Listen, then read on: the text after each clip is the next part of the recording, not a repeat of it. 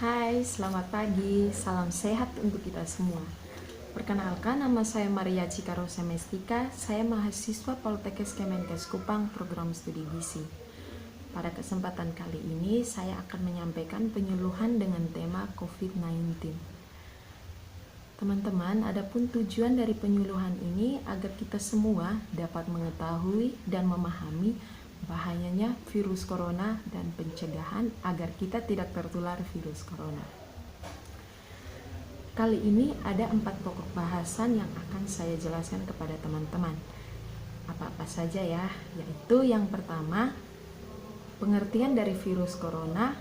Yang kedua, faktor-faktor penyebaran virus corona. Yang ketiga, gejala tertularnya virus corona. Yang keempat, cara pencegahan virus corona.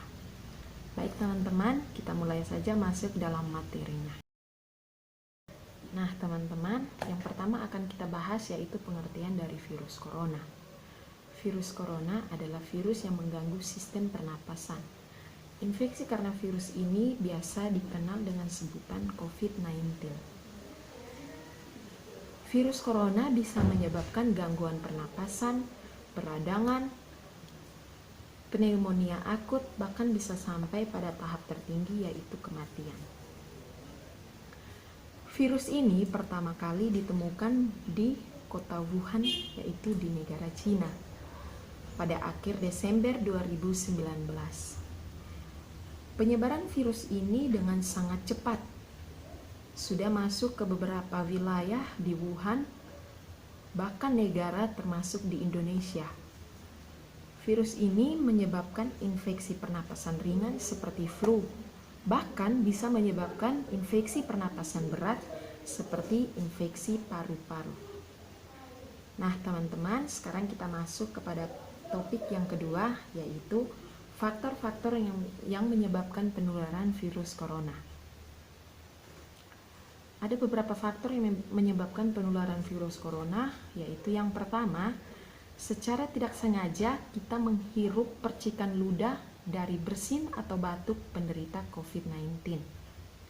Yang kedua, memegang mulut atau hidung tanpa mencuci tangan terlebih dahulu setelah menyentuh benda yang disentuh penderita COVID-19.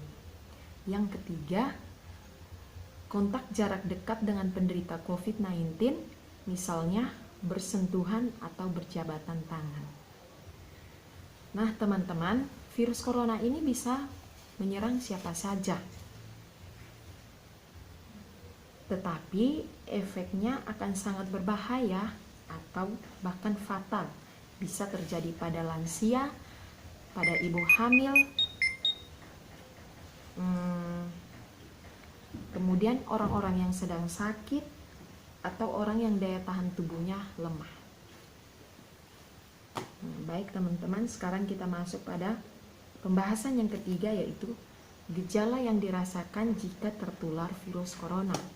Nah ini yang teman-teman perlu ketahui, gejala-gejalanya itu sama seperti di saat kita sedang batuk pilek biasa.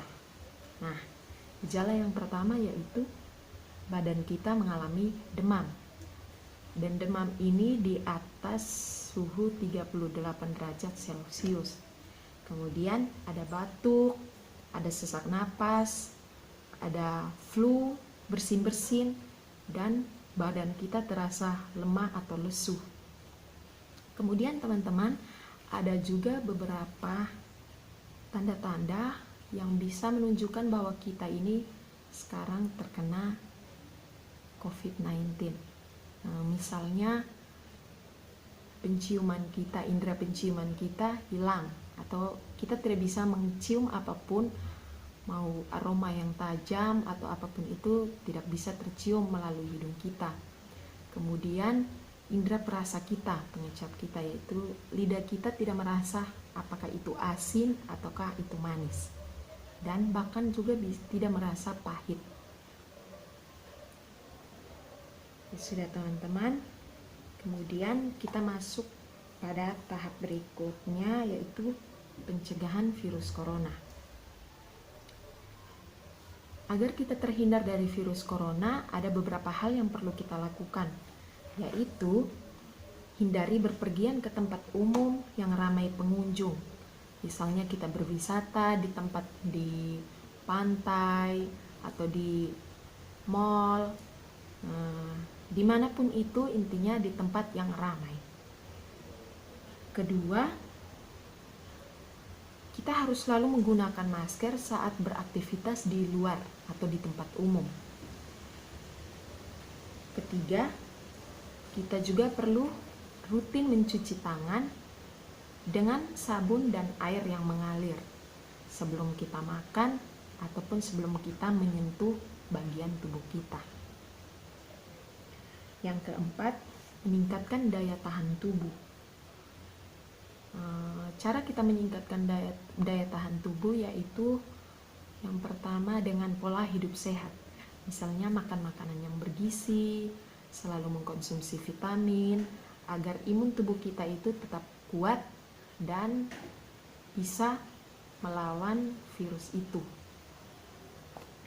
Kemudian yang kelima, jangan menyentuh mata, hidung, ataupun mulut sebelum kita mencuci tangan. Nah teman-teman, ini yang paling penting karena virus ini dia bekerjanya dengan sangat cepat. Ketika kita lalai, kita lupa akan mencuci tangan kita, maka virus ini dengan sangat gampang masuk ke dalam tubuh kita. Baik teman-teman, itu saja yang saya bahas pada kali ini. Kiranya apa yang saya bahas pada kali ini dapat bermanfaat bagi teman-teman, dan teman-teman pun bisa menyampaikan kepada sanak saudara, keluarga, atau teman-teman kita dan orang-orang yang ada di sekitar kita. Teman-teman, yang perlu kita ingat yaitu jangan lupa selalu memakai masker dan mencuci tangan di saat pandemi seperti ini. Terima kasih karena teman-teman semua sudah menyempatkan waktu untuk mendengar dan mencermati pembahasan saya kali ini dengan baik.